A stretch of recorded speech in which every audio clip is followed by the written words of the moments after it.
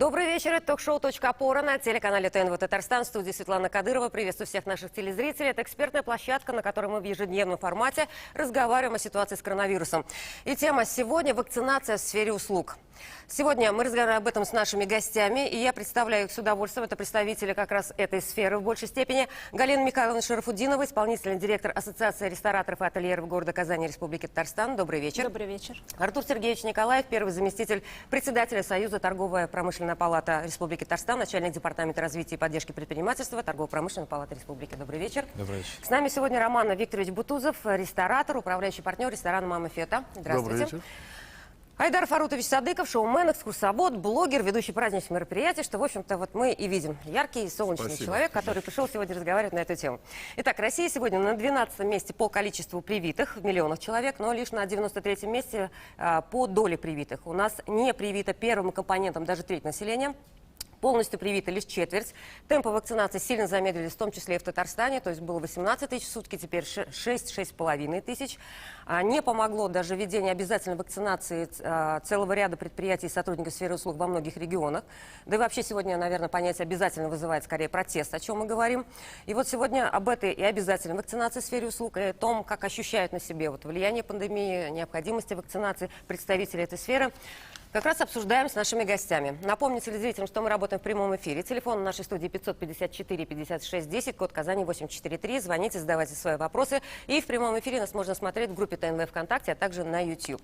Ну что, мы начинаем. И вот такой сразу вопрос. У нас нет никаких документов об обязательной вакцинации в сфере услуг. Но есть всевозможные постановления Роспотребнадзора, определенные рекомендации. Вот как это было на вашем опыте? Какие сегодня у вас есть требования, рекомендации? Через какие-то штрафы, возможно, уже проходили, и к чему в конечном итоге пришли? Галина Михайловна, наверное, у вас такой больший спектр пока владения знаний в этой сфере. Да, вы правильно отметили то, что у нас есть постановление, которое регламентирует полностью ведение бизнеса в момент ковида, и есть рекомендации Роспотребнадзора, которые предписывают о том, что вакцинация, она носит рекомендательный характер все-таки. Но есть отдельная статья, выходила дополнительная, о том, что вакцинация для предприятий общественного питания, которые хотят работать после 24 часов, 100% должна быть. И был зеленый коридор, начали прививаться 100% компании. Есть несколько баров, конкретно это те, кто в ночное время работает, и успела получить разрешение, там порядка 13 предприятий общественного питания.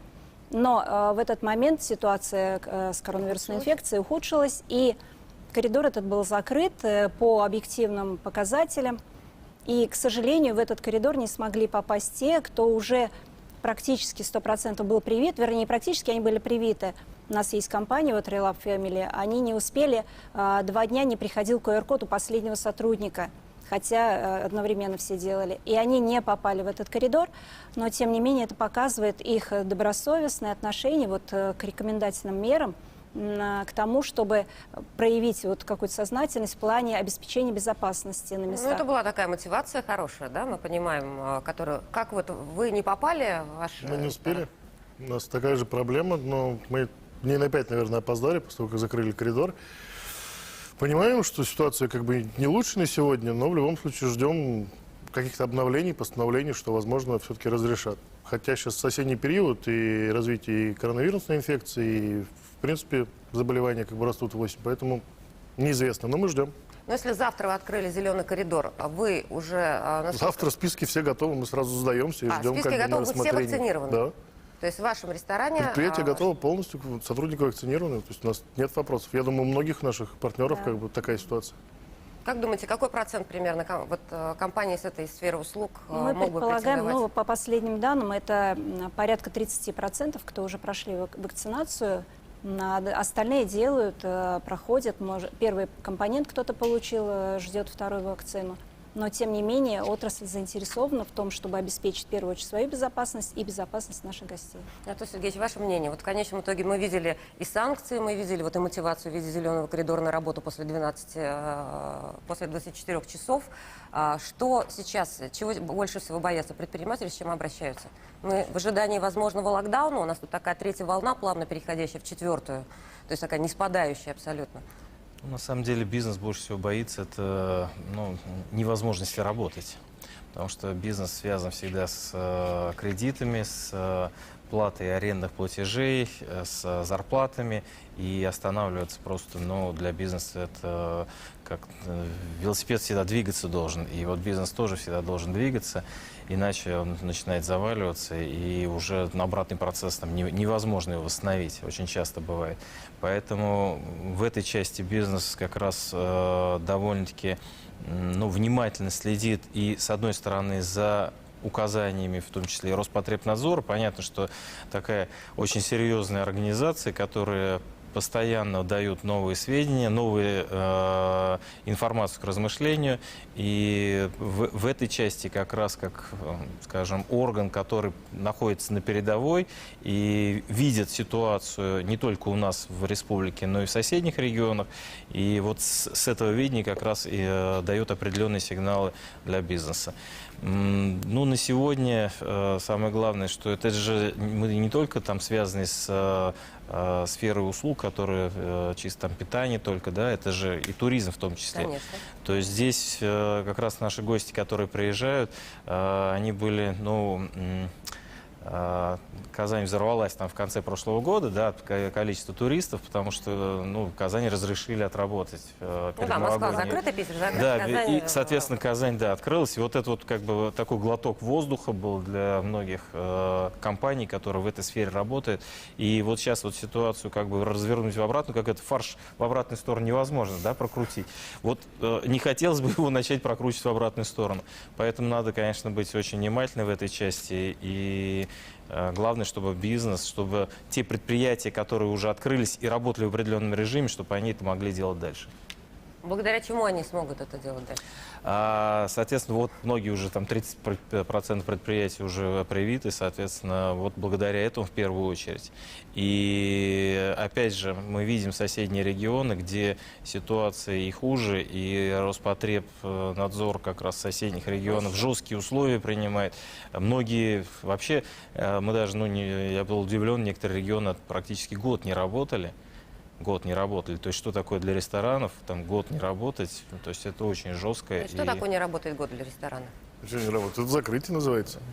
Это называется закрытие. То есть Мы бизнес, пандемию окончательно. 2 месяца еле пережили, как бы, если был бы еще 3-й либо 4-й месяц такого локдауна, полного закрытия, то как бы потерь было бы в разы больше. Но это повлияло на решение о вакцинации персонала? Однозначно. Тут вопрос стоит, либо мы закрываемся, либо работаем. Как бы любой собственник, любой бизнесмен как бы за поддержку и за развитие своего бизнеса. Никак нет задачи открыть бизнес и потом его закрыть. А как реагировали сотрудники? Это, в общем-то, я понимаю, что вы рекомендуете, но вы настойчиво Очень рекомендуете, тяжело было правда? первоначально объясняться, как бы, что нужно прививаться, нужно идти в этой истории. Мы не хотим локдауна, не хотим закрытия. У каждого были свои причины.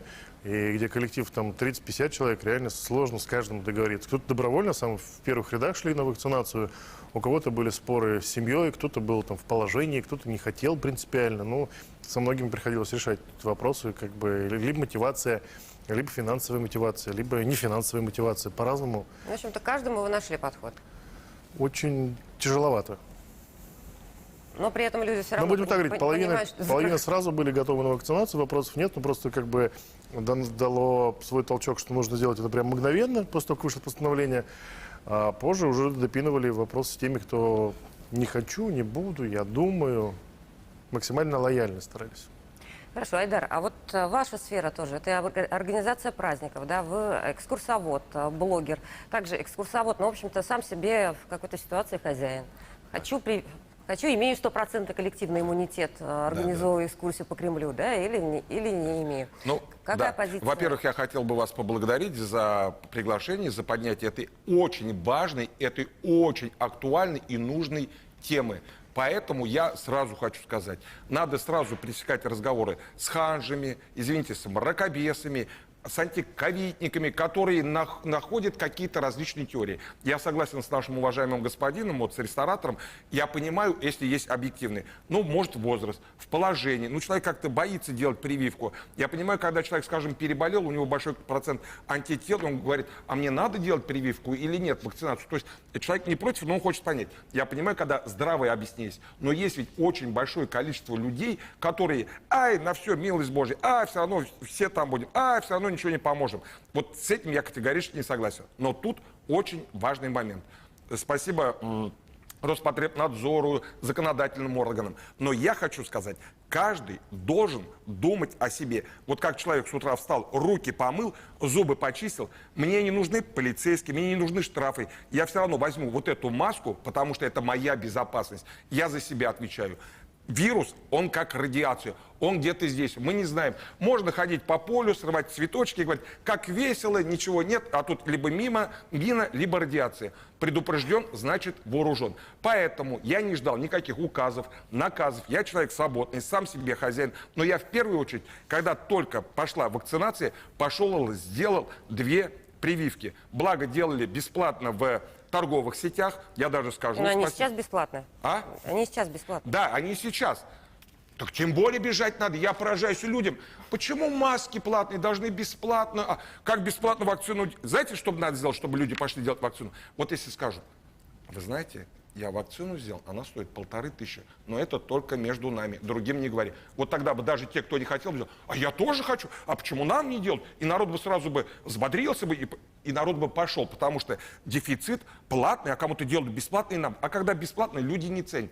Я первое, что сделал, пошел в Мегу сделал, потом в 18-й поликлинике сделал. Спасибо, сделали. Я взял вот эту справку. Правда, обещали прислать на госуслуги РТ, там QR-кода нет. Но это вопрос второстепенный. Кстати, можно, если что, пожалуйста, реагировать мгновенно. Айдар, буквально прервемся на рекламу, потом продолжим, не переключайтесь. Да.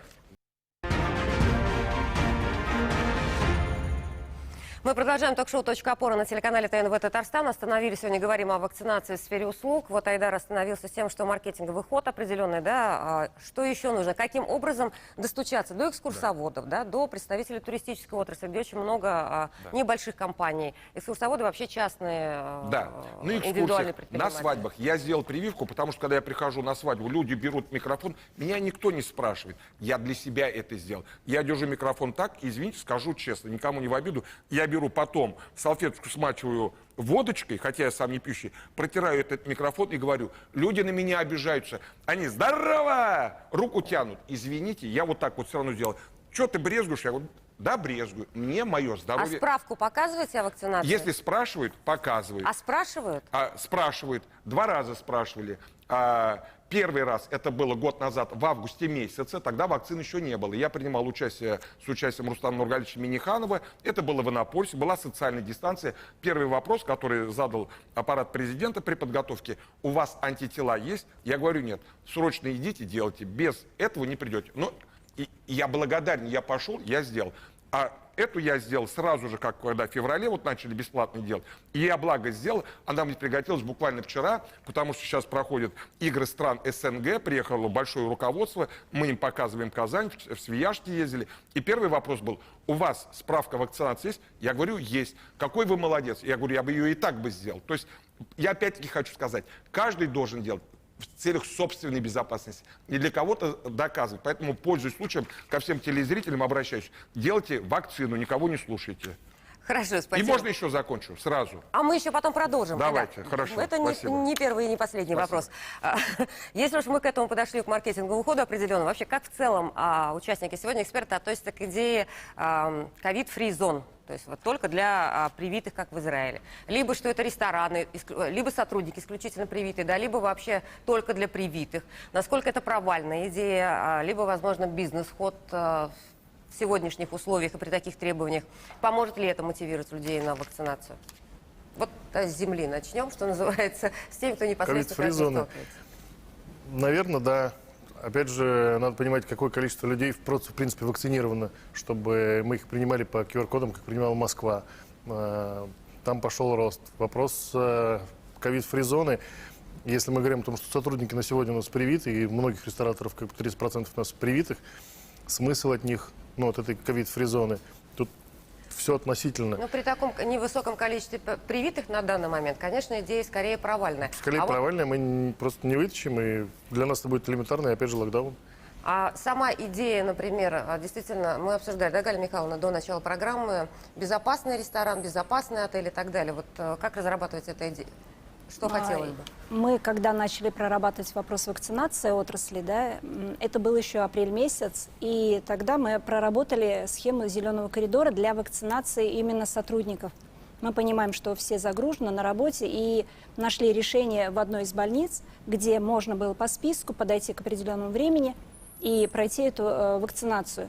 И, конечно же, мы хотели в тот момент, чтобы давать наклейки на каждое предприятие, которое вакцинировали своих сотрудников, безопасный ресторан. И это показывало в первую очередь, что мы защищены сами, и мы готовы принять гостей не без угрозы их безопасности. Когда говорили о том, что вот какое количество в ресторанах привито, что 30% это на самом деле, наверное, кто-то скажет, что очень маленькое количество, да?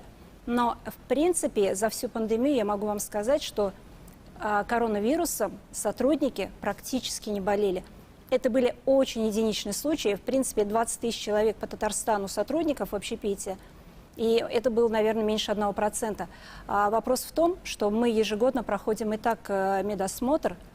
Каждый сотрудник, который работает в ресторане, в кафе, в баре, он получает, делает все анализы, сдает, получает все необходимые допуски и, соответственно, поддерживает свое здоровье, то есть при этом свой вот иммунитет. кто же знает, сколько ресторанов на самом деле безопасны, сколько отелей на самом деле безопасны? Почему эта идея в конечном итоге не превратилась, не реализовалась?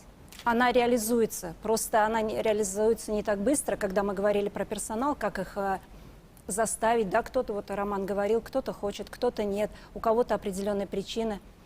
Сейчас каждый прорабатывает подход, потому что у Романа одно количество сотрудников, у кого-то есть 200, у кого-то есть 800 в компании. И найти подход индивидуальный каждому сотруднику непросто. У каждого есть свои опасения. Вы готовы повесить эту наклейку «Безопасный ресторан»? Мы за. Насколько это, Мы всегда за. насколько это сыграет? Для посетителей это должен быть плюс определенный. Насколько как бы тот же самый посетитель спросит, ну а сотрудники привиты, а гости, с которыми мы пришли, вы же не можете дать гарантию? Ну, тоже не можем. Опять ли возвращаемся к системе полной как бы там QR-кодов, либо вот в таком ключе продолжаем работать.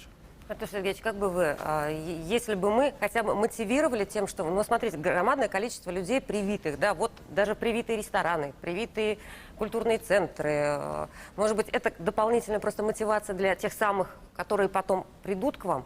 Не, ну смотрите, если 30% ресторанов и кафе будет с такой вывеской, то остальные будут просто на рынке себя чувствовать немножко некомфортно, да? То есть все равно поток начнет идти в те места, где, ну чисто психологически для человека, который приехал из другой там республики, из другого города, если он увидит этот лейбл, то, конечно, он захочет лучше туда зайти на всякий случай. Он понимает, что хотя бы на 50% он с этой стороны обезопасен, именно со стороны сотрудника. Да, ну и да, видит, вот. да. И вот из двух, вот у него две возможности, через двух. 30%. Значит, если у них там действительно, значит, висит эта, ну, вывеска, это объявление, то, соответственно, он, скорее всего, зайдет чисто психологически сюда. То есть это как маркетинг, он, почему нет, он действительно хорош. И в то же время сосед, который видит, что что-то поток идет в ту сторону, да, соответственно, он тоже будет какие-то предпринять активные действия для того, чтобы выровнять эту ситуацию. Айдар, вы возмущены, нажали красное? Да, я не то что возмущен, я согласен с нашими уважаемыми участниками, экспертами. Дело в том, что, конечно, в проигрыше будет тот, у кого какие-то есть ограничения. Тут должно быть в обязательном порядке. В этом и во всех общественных питаниях, точках должны быть обязательно привитые. Человек говорит, нарушаются мои права человека, гражданина. Вот дома ты можешь ходить как угодно. Чумной, с язвами тропическими, извините, с венерическими заболеваниями. Но когда ты выходишь туда, где находится человек, который... Давайте договариваться так. Я верю в вакцину, вы не верите, но тогда извольте надеть маску, И не надо доказывать мне там что-то, говорить, там спорить, да, и имейте справку. Более того, когда говоришь в лифте, ну, там, пожилые люди или еще что-то, говорят, да нет, я сейчас никого не переубеждаю, мы должны уважать мнение других. Я считаю так, я его переубеждать не буду, но я маску надену. Извините, я сюда с собой принес еще маски, если одна потеряется, у меня есть вторая, третье, если, не дай бог, из гостей или из туристов кто-то забыл, потерял, а такие будут, или нет у них там 15 рублей на маску, я им дам третью, скажут, нам не нужны медицинские. Я скажу, хорошо, вот вам дизайнерские черные вас устраивают, потому что я считаю своим долгом защищать себя и предупредить человека. Если он не хочет, ради бога, вот на улицу вышел, делай, что хочешь. Но когда ты со мной, вот в радиусе, в закрытом помещении, изволь надеть. Даже если у него есть справка, но он показывать не будет, хотя бы формально надень маску. И не надо говорить, я не болел или переболел. Положено, значит положено. Особенно в закрытом положении. Я хочу сказать, когда мы сюда пришли, все сразу сказали, мы привиты, поэтому я здесь без маски, уважаемые господа. Мне уже надо презентовать эту площадку как площадка с 100% коллективным иммунитетом. Спасибо, спасибо. Причем каждый день. Поэтому без маски здесь. Смотрите, еще вот такой вопрос. Все-таки для бизнеса, в первую очередь, для того, чтобы избежать очередного локдауна, ограничений и так далее, понятно, что, скорее всего, единственный путь у нас вообще, наверное, у всех, это все-таки вакцинация. Я правильно понимаю? Да, конечно, конечно. Вот и не надо пугать вторым, третьим, четвертым штампом. Обсуждать уже тогда, обсуждается ли вопрос вновь продолжения работы сферы услуг после 24 часов, ресторанов, кафе? Вообще обсуждался, не обсуждался, насколько готовы, люди-то ждут. Да, мы практически на связи всегда с Роспотребнадзором, у нас доверительные отношения, и мы видим отклик. Но когда ситуация санитарно-эпидемиологическая не позволяет сделать какие-то дополнительные шаги, снять ограничения в том или ином направлении, нам об этом говорят прямо. И мы должны это принять, потому что мы видим свою картинку мира. У них там больше данных, больше картины того, что происходит на самом деле. Есть мнение, что да тут все нормально, у нас уже никто не болеет, давайте открываться. Почему они нам не дают разрешения? Но опять-таки мы всегда очень узко мыслим, да? Мы мыслим только своим предприятием, своим там домом, еще чем-то. И мы каждую неделю совершаем звонки и спрашиваем, есть возможность продлить работу, поездку. Есть возможность вернуть уведомление и получить разрешение на работу в ночные часы. И нам объясняют, что сейчас нет. Вот когда предыдущее разрешение выдавали, зеленый коридор открыли, мы постоянно спрашивали, нам говорили, пишите письмо, мы готовы. То есть ситуация как раз сложилась хорошим образом для нас. И мы увидели, вот какие-то предприятия успели войти. Сейчас мы также точно спрашиваем, ожидаем, и мы очень надеемся, но сейчас вот наслоение гриппа пошло, да, мы очень надеемся, конечно, что коронавирусная инфекция, вот она все-таки пойдет на спад, и мы получим какие-то разрешения для тех предприятий, которые не могут работать сегодня в ночное время. К сожалению, это вся барная индустрия, которая только-только построилась, которая в хорошем современном формате учит людей правильному, наверное, потреблению напитков, и как раз они попали под этот удар. Если вот мы говорим о барной индустрии, у нас такой там 30% коллективный иммунитет, да, у нас на данный момент наработан, все правильно, я понимаю. Роман, вот, в итоге ждете этого открытия, да, разрешения на работу? Это вообще реально сейчас, на ваш взгляд? И насколько вы себя сейчас чувствуете, ну, скажем так, конкурентно, вам сложнее получилось, вы опоздали всего лишь на 5 дней. Ну, опоздали, надо принять факт. Факт остался фактом. Как бы разрешения нету. Ждать вариантов-то нету. Я же не могу нарушать. Это очень дорого на сегодняшний день нарушение после 12. Тем более мы под постоянным контролем находимся органов. Надо ждать, насколько ситуация разрешится.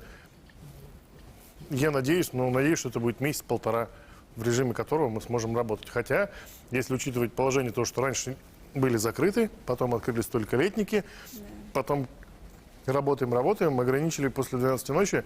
Наверное, это и есть плюс, что все равно мы работаем. И это самый главный фактор на сегодня. Остается только ждать, когда сменится ситуация и дадут разрешение на работу. Роман до начала программы сказал такую фразу: «Привиться сейчас дешевле». Как бизнесмен вполне логично. Что вы имели в виду? Мне дешевле было привить весь персонал, чем сдавать у них ПЦР-тесты и доказывать гостям, посетителям, что, вы знаете, у меня ковид-зона, как бы все привиты. ковид сколько у нас сейчас там ПЦР? 1200? 1800. Ну, 1800. Помножьте это на 10 сотрудников, которые не желают тебе привиться. 18 тысяч на сколько там? Раз, два, На 3 3 дня. дня. Да. Побольше бы таких руководителей. Очень Вот вы, дорого. ваш- Ну, ваш смысл. мы объясняли сотруднику, я говорю, давай, я все равно буду вакцинироваться. То есть мы либо будем делать ПЦР-тест всем, да, вот тебе там 15 тысяч рублей, дополнительная премия, как бы в разрезе месяца. Но вот у тебя остается денежные средства, у тебя остается вакцина, и мы все спокойно, дружно работаем. Ну, для многих был, наверное, показатель финансовой мотивации. Артур Сергеевич, что еще может мотивировать, чтобы в конечном итоге привиться, а потом возвращаться к привычной нормальной жизни и продолжать делать бизнес? На самом деле, из практики многие предприятия предлагают после прививки день-два, а то и 3 выходных. Потому что действительно реакция у людей разная бывает. Поэтому, идя на опережение, как раз многие руководители говорят, хорошо. Кстати, даже тенденция такая была, например, предприятия прививали в четверг. То есть, чтобы там пятницу дать уж точно выходной со стороны предприятия. Ну, четверг, понятно, тоже выходной, там пятница выходной. И суббота, воскресенье тоже выходной у людей, просто они спокойно. И дальше уже смотрят по самочувствию, там, по возможностям. Я думаю, вот это вот как бы, ну, финансово это само собой всегда хорошо влияет положительно на любой персонал. Ну и, наверное, самое главное желание работать. Вот, и желание работать в том в коллективе, в котором ты уже находишься, да, вот это, наверное, тоже самый такой основной хороший стимул, и особенно в сфере услуг, потому что ты уже, ну, как бы привыкаешь к определенному месту, привыкаешь к определенному коллективу, уже есть определенные завсегдатые, наверное, которые постоянно уже заходят. И вот это вот, да, и вот эта вот возможность общения, иногда для людей это очень важно, и в том числе как раз, кто работает в сфере ресторанного бизнеса. Ну, мы еще сегодня не говорили, кстати, насчет гостиниц. Ну, кстати, как раз по цифрам, да, да. ну вот с гостиницами Там сложнее. там, с одной стороны, сложнее, да, но с другой стороны, значит, сложнее-то какие? Гостиницы, которые, ну, там, 4 звезды, 3 звезды, все-таки они очень тоже трепетно относятся к своим гостям в этой части и стараются полностью тоже прививать свой контингент, но есть на самом деле вот часть хостелов, например, да, то есть до которых, наверное, сложнее где-то дотянуться, и вот тут немножко, ну, где-то иногда бывают хостелы в этой части как раз более расслабленные. О каком иммунитете можно говорить с отелями? По отелям, наверное, я думаю, ситуация такая же, как с ресторанами, но там выше. Потому что это люди, которые в постоянном штате работают. Там, наверное, вот эти бренды сильные, у них есть рычаги влияния, наверное, не воздействия, а влияния именно на своих сотрудников. И я знаю, что там активно прививаются, и помимо того, что предоставляют выходные дни, премии выписывают, там в зависимости от человека находят какую-то необходимую для него вещь, там, и тоже индивидуальный подход находят для того, чтобы смотивировать человека. Там, я знаю, что набор книг там подарили, да, человек хотел очень давно, и ему подарили, говорят, вот вакцинируйся. Он говорит, конечно, не вопрос. Хорошо. Последний вопрос все-таки. Примете ли вы непривитого сотрудника сейчас на работу? Сейчас вот нет если честно. смысла. Мы ждем как бы постановления. Когда оно выйдет, у меня появляется новый сотрудник, я его должен оформить, потом 3 недели ждать, пока он получит справку. Это уже становится нормальным, в общем-то, условием для нормального Это выживания. уже нет смысла принимать того, кто не вакцинирован, потому что это задержка в работе, в развитии, ну, произойдет. Когда отменят постановление, никто не То знает. есть и один человек может повлиять на Задержка бизнес. в неделю, 2-3, она очень существенная. Все, хорошо. Благодарю всех экспертов. Программа завершилась. Благодарю зрителей. Завтра мы встречаемся с вами в 20:00 и обсуждаем завтра вакцинацию для переболевших. Всего доброго, было интересно.